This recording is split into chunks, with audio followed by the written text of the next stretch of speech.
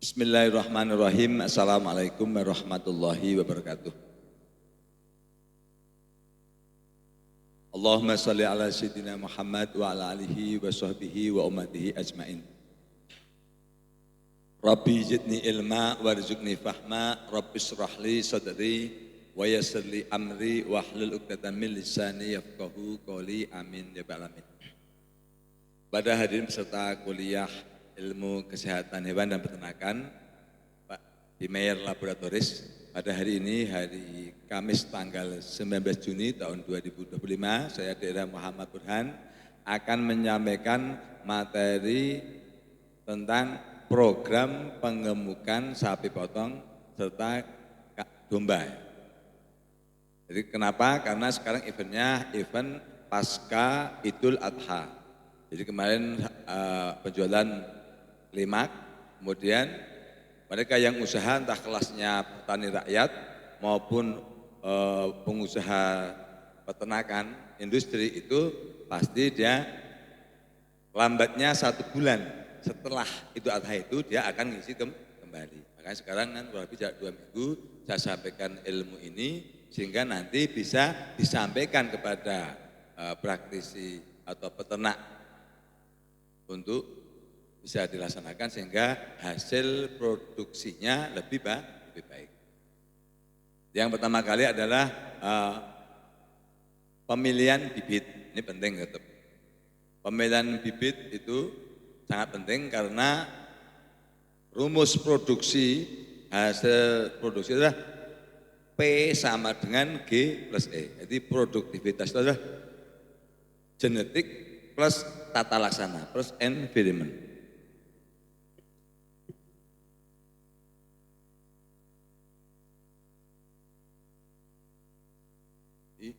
P sama dengan G plus E. Jadi artinya produksi optimal atau maksimal itu 2 faktor ini. Genetik memegang peran 30%. Environment tata laksana memegang peran 70%. Nah ini sedikit aja, nggak mungkin saya bahas lebih lanjut karena waktunya terbatas. Jadi pemilihan bibitnya sebenarnya contoh kalau sapi minimal secara genetik. Saya genetik jelas. Nah, contoh kalau memang sapi jenis sapi semental ya semental. Jadi kita harus tahu karakteristik semental. Warnanya coklat kekuningan, kemudian bagian bawah itu ada putih, kaki bawah empatnya ada putih, depan kepala ada sedikit putih, itu semental. Lalu limusin juga harus benar. Limusin memang warnanya merah kecoklatan total. Kalau sapi Bali, contohnya ya memang bokongnya ada putih. Jadi artinya jangan terlalu campuran.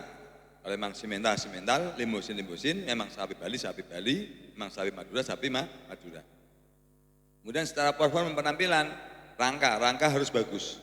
Paling penting rangka, jadi bukan masalah gemuk, tapi masalahnya rangka. Rangka harus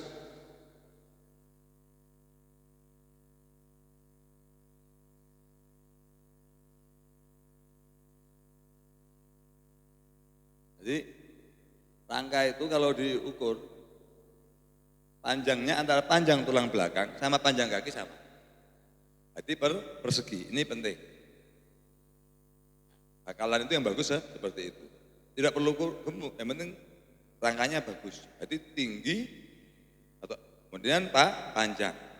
Tapi kalau persegi tapi pendek-pendek yang untuk apa? Tapi biasanya ya panjang ya tinggi. Jadi panjang ini panjang tulang belakang sama panjang kaki itu hampir mirip. Kalau kakinya pendek jangan.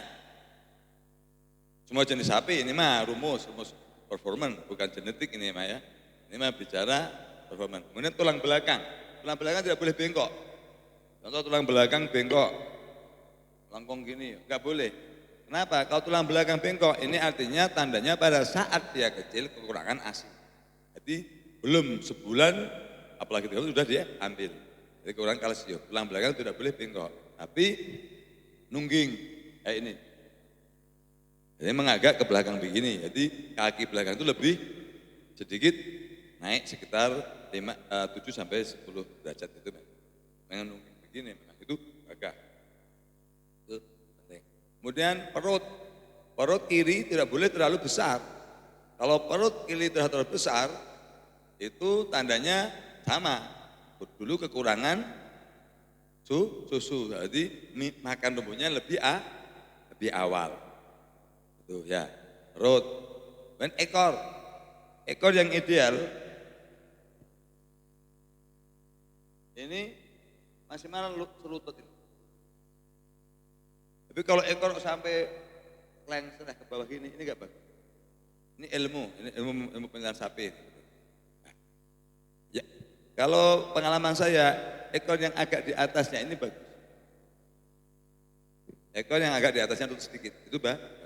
Tapi kalau terlalu panjang, sampai di bawah lutut, itu kurang bagus. Ini penting ya. Dan kepala dari awal, kepala itu tidak boleh terlalu besar. Kepalanya gede sekali, itu tidak boleh. Enggak proporsional, kepala besar, badannya kecil, itu tidak boleh. Manusia juga sama kan, kalau kepalanya das tonggeng kalau kata orang Jawa. Itu, nah, dan kepala besar, ini enggak boleh. Kepala proporsional, kemudian leher proporsional agak panjang. Jadi lehernya bukan dempek ini. Ada kan sapi yang dempek ini? Tidak. Paham ya? Saya kalau bisa gambar, alhamdulillah, karena nggak bisa gambar ya. Jadi ya kaki kayak kuda, paham? Agak panjang lehernya, kepala proporsional, inunggi kepala. Mata bersinar, mata harus bersinar, sehat. Ini dada harus bidang, pengaruh, belum isi nggak apa-apa, tapi yang penting dada lebar. Kenapa? Itu kaitannya di pelekatan otot. Di kepala proporsional, leher agak panjang, dada lebar. Belakang lurus, nungging ke belakang, kaki ya, tidak boleh pincang. Barangkali itu mau dikorbankan setahun lagi, ya. Itu terus kemudian tadi ekor udah ya, Secara ilmu kesehatan sudah saya tayangkan ya, kesehatan sudah saya tayangkan seperti itu. Kalau sakit mah kamu bisa diobatin ya. Kemudian karena ini sekarang kaitannya sering banyak kasus PMK, tapi realitasnya tidak bisa dihindari. Saya terangkan yang lain karena wah saya yang bebas PMK ya tidak bisa kalau sekarang. Realitas, saya nggak bisa teori, nggak bisa, itu sudah realitas. Jadi yang penting bagaimana biar katakanlah sampai sini tidak terjadi PMK, ya enggak? Minimal, itu punten ya. Kemungkinan ini katakanlah kan memang, karena di Jawa itu kejadian PMK berdasarkan saya tanya-tanya peternak di Jawa, itu hampir tidak setinggi di sini. Jadi mungkin mohon maaf, sapi-sapi yang sakit memang mungkin dilempar, jadi ada subklinis contohnya, kan udah apa peternak, PMK mungkin, tapi enggak menuduh, ya enggak? Lempar, makanya pada saat kemarin sini outbreak PMK, Jawa Tengah, Jawa Timur, ya ada tapi tidak parah. Jadi artinya kan kasihan. Nah artinya ya minimal biarpun nggak bisa dihindari, minimal kita memilih sapi yang sehat. Ya kalau udah nampak jelek ini sedikit katakanlah udah mulai pokoknya paling PMK mah sekarang mah sudah asal ngiler udah itu mah PMK. Nah itu mah ya kita hindari. Karena kalau udah begitu nanti kan itu subklinis, nanti klinis di sini. Karena apa? Capek dan sebagainya. Nah, sementara ya nyatanya untuk recovery berat. Kenapa? Pasca PMK pengalaman saya di lapangan itu pasti diiringi dengan pneumonia, infeksi pernafasan plus enteritis. Jadi ternyata itu selamatin manusia yang sama. Saya sendiri gitu mengalami. Ya, itu habis pilek itu diare. Rata-rata begitu ya. Tapi dulu mah nggak seperti itu.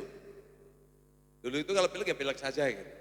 Oh begitu. Jadi artinya sama, PMK dulu enggak gitu. PMK dulu itu yang tahun 2002 itu habis PMK ya selesai. Ini mah pneumonia terus kemudian ya berat recovery minimal kehilangan sampai 10 sampai 15% berat badan, kan rugi sekali. Belum katakanlah pengobatan dan sebagainya. Jadi kalau bisa biarpun kata ini hal sesuatu yang sangat tinggi probabilitasnya, tapi kita meminimalkan memilih sapi yang minimal bebas PMK, minimal gejala klinisnya lah. Karena semuanya karir gitu ya. Kemudian setelah itu adalah pemilihan itu udah ya cukup itu aja. Kemudian ini karena kita kaitan sama kesehatan program obat aja, ya enggak. Jadi ini karena sekarang tanpa PMK, usahakan sapi sebelum ditransportasikan suntik dulu. Bukan suntik obat PMK, bukan, ya enggak. Suntik apa? Suntik minimal vitamin, multivit inject atau biotonik. Jadi ini karena biotonik itu sebagai tonikum, tapi paling tepat adalah biotonik. Biotonik inject. Satu obat itu minimal. Jadi sarankan karena itu mengandung satu prekursor ATP, jadi energi. Nanti energi cepat terbentuk saat perjalanan, kemudian B1, B6, B12 untuk menjaga fungsi saraf dan otot. Di biotonik ATP aja itu paling tepat, insya Allah segar bugar itu insya Allah. Imunitasnya bagus. Nah kemudian yang kedua ketika sapi datang, ini wajib disuntik analgesik. Kenapa? Karena satu capek, dua khawatir muncul gejala klinis. Kan kita nggak pernah dites, beli sapi dites kit dulu akhirnya ini positif PMK atau enggak kan? Ya, kita menghindari minimal suntik analgesik antipiretik. Jadi biar sapi nyaman. Nah, itu usah dulu Pak Apek, ayam itu usah dulu. Jadi harus disuntik sapi datang suntik analgesik antipiretik. Jadi contoh kontrakol injek atau kalau yang murah siron injek. Nanti insya Allah saya mau bikin yang murah lagi parafen injek saya pernah punya. Jadi itu acetaminophen. Itu bantu peternak. Jadi acetaminophen minimal suntik itu sama vitamin. Ketika datang ya. Nah, kalau yang positif terdiagnosa dia gejala klinis diare ya suntik sulfatrim. Yang batuk pilek langsung suntik tilosin atau penstrep. Tapi kalau analgesik antipiretik ini wajib. Kenapa? Ya pasti capek minimal. Kalaupun tidak PMK mesti capek. Ya kalau capek itu pasti kan menurunkan nafsu makan, recovery-nya lama. Jadi harus dikasih analgesik, antipiretik, kontrakol, siron atau parafen injek. Nah, kemudian kalau mau cleaning, program cleaning itu langsung 3 obat aja. Satu antibiotiknya Oxytera. Kenapa Oxytera? Karena ini spektrumnya luas. Jadi kepencernaan dapat, kepernafasan dapat. Oxytera C20% injek.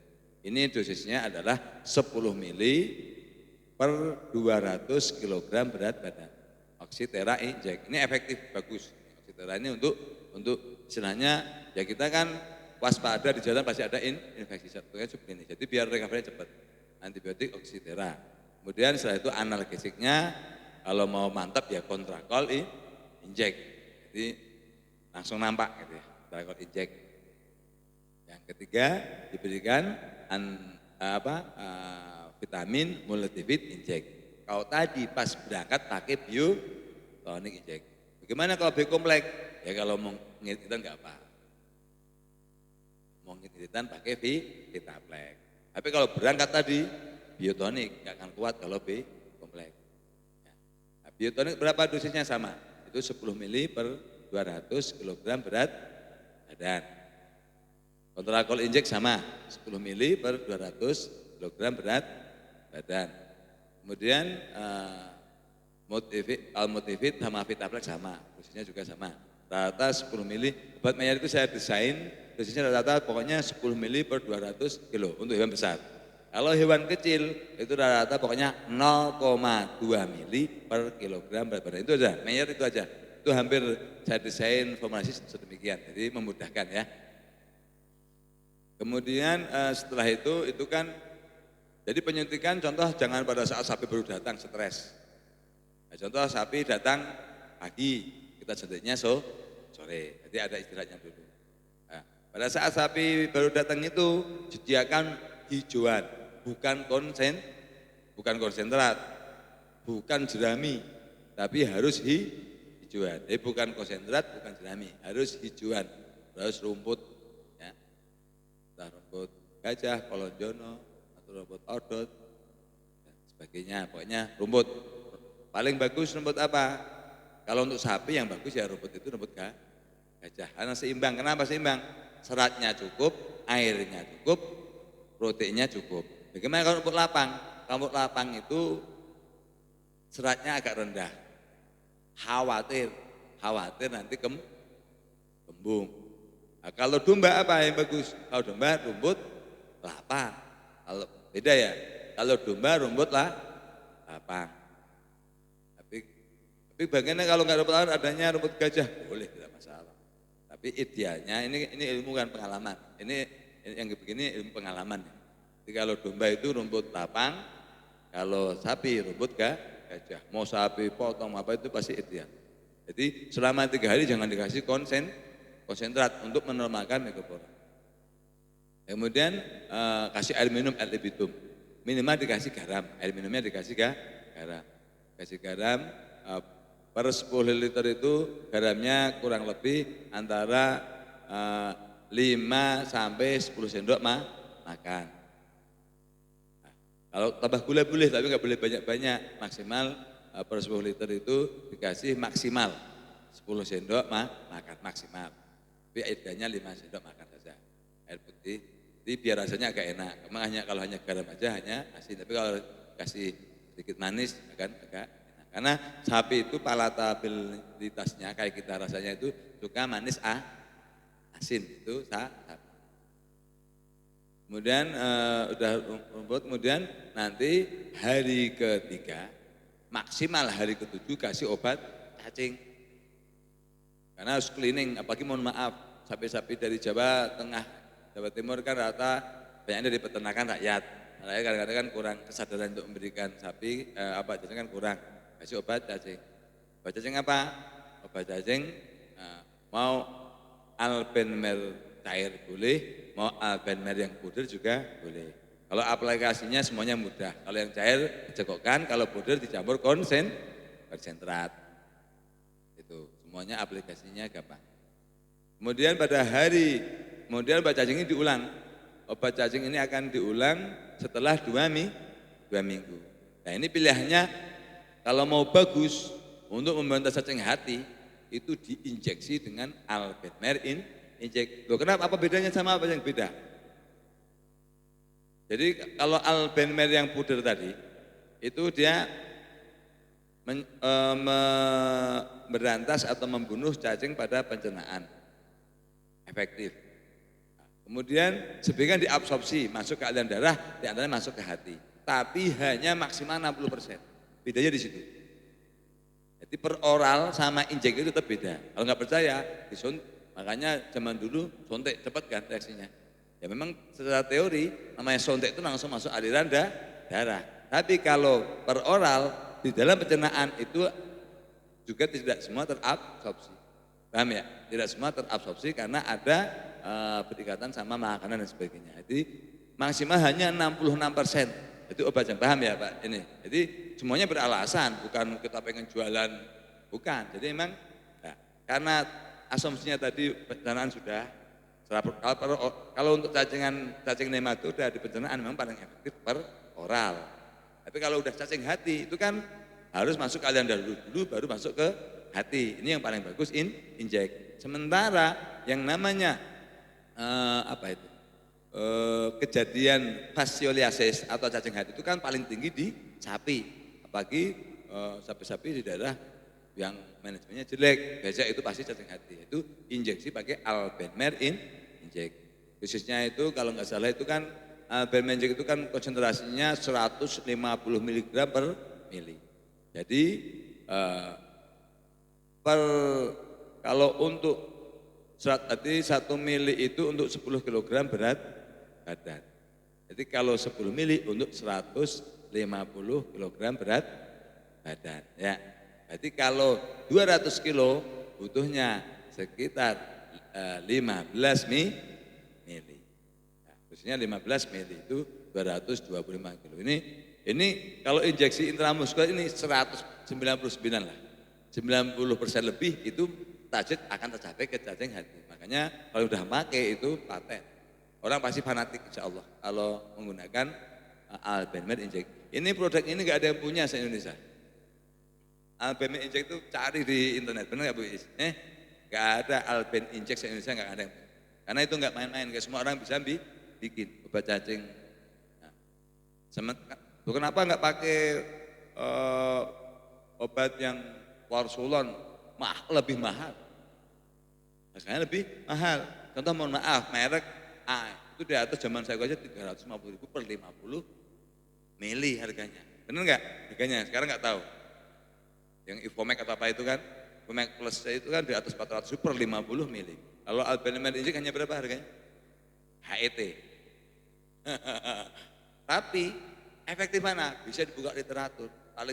Paling efektif membunuh cacing fasciola itu adalah alben, bukan klorsulon. Jadi ini hanya dot mahalnya aja sama kerennya. Tapi secara keilmuan itu paling efektif ada albendazole. Sementara sediaan albendazole injek yang punya insya Allah hanya Meyer sampai hari ini. Paham ya? Ini pengetahuan ini penting. Ya nanti kalau wah mahal, jauh, harganya jauh, artinya sepertiganya juga tidak sampai. Harganya tidak sampai sepertiga dibandingkan obat yang sudah ada. Paham ya Pak ya? Ini sampaikan. Itu albendazole ya, itu sangat efektif. Nah, kemudian setelah itu obat sudah paham ya, di situ obat sudah. Kemudian berikutnya adalah premik. Premik ini kalau di awal itu ada namanya Performax starter. Itu kapan diberikannya? Diberikannya setelah diberi konsentrat, yaitu 3 hari setelah sapi datang. Jadi pemberian konsentrat paling cepat 3 hari setelah sapi datang. Jadi 3 hari mah full hanya rumput. Nah, itu diberikan Performax grower. Performax starter. Apa isinya? Isinya 1 multivitamin, elektrolit, itu mengandung elektrolit karena untuk recovery. Kemudian mengandung juga mineral. Jadi pahami ya. Jadi berbeda sama Performax grower karena starter ini penekanannya adalah vitamin sama elektrolit. Karena Pak untuk recovery, mengembalikan cairan tubuh yang hilang saat perjalanan, saat stres dan sebagainya. Ini elektrolit. Itu dosisnya kalau per ton pakan itu 4 kilo per ton pakan. Tapi kalau secara per orang diberikan langsung 1 ekor sapi itu 2 sendok makan sekali pemberian per 200 kg berat badan. Kalau 400 kilo dikasih 4 sendok. Tapi enggak kan bakalan itu rata 300 maksimal. Itu 300 3 sendok. Jadi 100 kilo itu 1 sendok makan. Paham ya? Nah, 2 minggu. Ini recovery. Nah, kalau mau diukur nanti dengan program begini, saat beli sapi berapa kilo, beli timbangan. Jadi contoh sapi saat beli, contoh berapa 300 kilo, ini sampai sini itu kan susutnya 10%. Karena per jam perjalanan itu menghilangkan 1% berat badan. Itu apa itu? Makanya 2 minggu ini untuk recovery bagaimana dari 300 kilo ketika datang 270 kembali lagi ke 300 kilo itu kita harus target maksimal 2 minggu. Tapi kalau caranya konvensional tidak pakai ilmu ya bisa 2 bulan juga belum pulih. Sakit itu ngedropnya cepat sakit. Sakit itu ngedropnya bisa dalam 3 hari 10%. Halo sakit.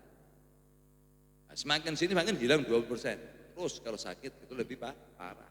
Ya enggak, makanya program ini penting karena jangan sampai sakit. Yang mengedropkan berat badan paling nomor 1 adalah sakit. Nah, itu aja. Logis kan? Kenapa logis? Saat sakit itu metabolisme menurun, nafsu makan menurun, akhirnya untuk bertahan hidup dia merombak jaringan yang ada. Nah, kemudian setelah 2 minggu kita pasang Performax grower. Sama dosisnya itu. Performax grower. Memang ini vitamin, mikromineral, faktor pertumbuhan, asam amino di sini Performax. Ini genjot antara 2 sampai 3 bulan. Maksimal 3 bulan aja. 3 bulan. Masih Performax grower. Nah, setelah itu kemudian setelah pemberian Performax grower nanti kita persiapan biar performanya karkasnya bagus. Performax finisher. Apa targetnya? Targetnya persentase karkas tinggi. Di atas 50%. Harus minimal 52 sampai 53. Kalau alhamdulillah kalau Performax grower ini sudah teruji baik di feedlot maupun di peternakan rakyat. Semuanya alhamdulillah bagus hasilnya. Performax grower. Nah, kemudian Performax finisher sama. Itu daging merah, karkas di atas 52. Performax finisher. Ini harganya kan murah semua ini. Jadi kalau zaman dulu yang mahal juga ada kalau mau coba Performax GR. Itu lebih ngetop. Ya, mahal tapi di atas 100. Itu ada Performa GR. Ini yang kelas optimal. Jadi mahal tidak murah banget tapi hasilnya optimal, itu Performa Global. Tapi kalau mau premium istilahnya itu ya pakai Performa GR. Tuh. Ya, jadi kita ada 2 produk. Nah, sama-sama target fungsinya untuk pertumbuhan, ada Performa Global, ada Performa GR. Bedanya itu. Ya, kemudian catatan, contoh ada yang petani beli-beli bakalannya lepas sapi, ada yang umurnya di bawah setahun. Ini tadi yang saya sampaikan umur di atas 1 tahun ya, artinya berat badan udah di atas 250 kilo ke atas semua ya. Jadi tapi ada juga kelasnya masyarakat itu yang memang belinya petetan, memang yang dia usia kurang lebih lepas sapi, beratnya itu sekitar 150 itu banyak. Nah itu masih jauh ke membentuk rangka. Nah, untuk mengejar rangka biaya bagus ini perlu corny food. Karena itu targetnya belum bentuk otot, targetnya bentuk rangka. Nah, ini penting, ini pengetahuan. Makanya kalau kuliah itu, nah pengetahuan meningkatkan penjualan insya Allah. Karena kan penjualan di Mayer ini intinya kan pengetahuan dulu, memberikan pengetahuan, edukasi, manfaat bagi peternak secara sadar nilai manfaatnya daripada produk. Bukan jualan duluan, ilmu dulu kasih mereka. Jadi cornifit itu memang untuk bakalan-bakalan itu, bakalan-bakalan yang memang sebenarnya aslinya grower itu ya lepas sapi itu. Ayo bentuk rangka, cuman lama. Tapi memang ya itu tabungan mereka. Petani-petani kan memang istilahnya kan kemarin pada saat Idul Adha mereka menjual. Dan pada saat sekarang dia membeli lagi yang pedet tadi memang kan nanti kan dipelihara setahun. Karena beratnya bisa sampai 600, 800 itu dengan hanya kurang lebih setahun. Itu targetnya memang nanti pada saat jadi nggak untung pasti untung. Modalnya cuma keringat.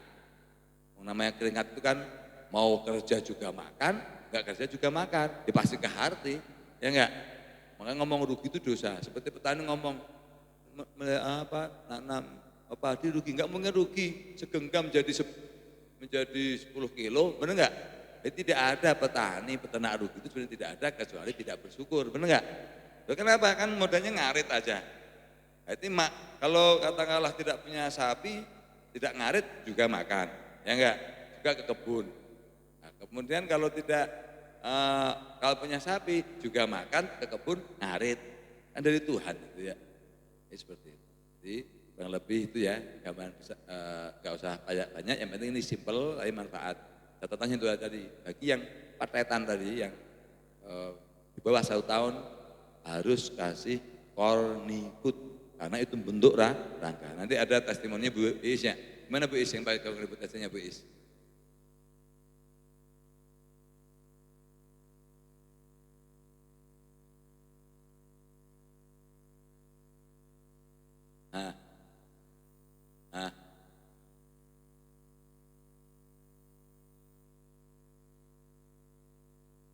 Belinya dari kecil ya? Jadi kayak beli yang saya sampaikan barusan ya? Itu, udah besar. Rangkanya kan rangka dulu.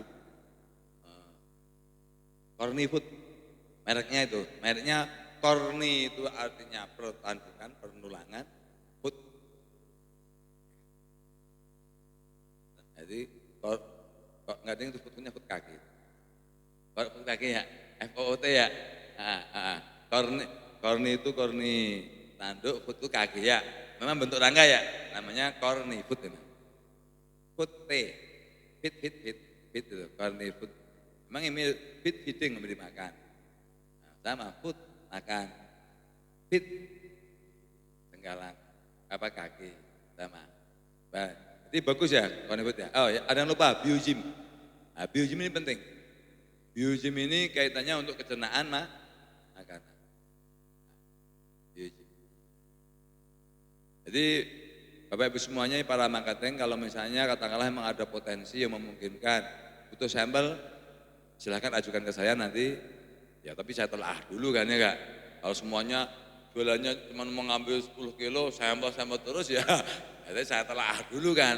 Jadi artinya saya memberikan peluang, kesempatan jadi memang ada yang besar. Jadi di Mayer ini sangat fleksibel. Jadi sampel apa itu diperbolehkan. Tapi kan tetap kita kaji dulu seberapa potensinya, manfaatnya seperti itu ya. Jadi biojim penting biojim.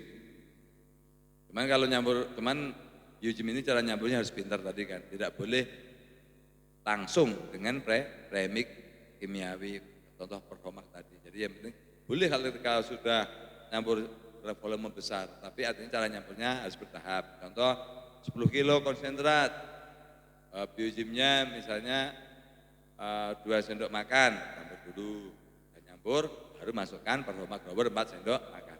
Jadi rasio biojim sama performak itu pokoknya 1:2. Jadi kalau 2 sendok makan biojim, 4 sendok makan performak itu selalu.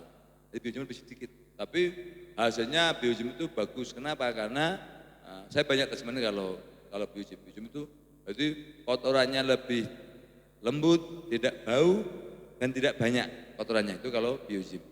Apalagi saya akan punya produk biojim plus nanti. Biojim plus itu 5 macam mikroba.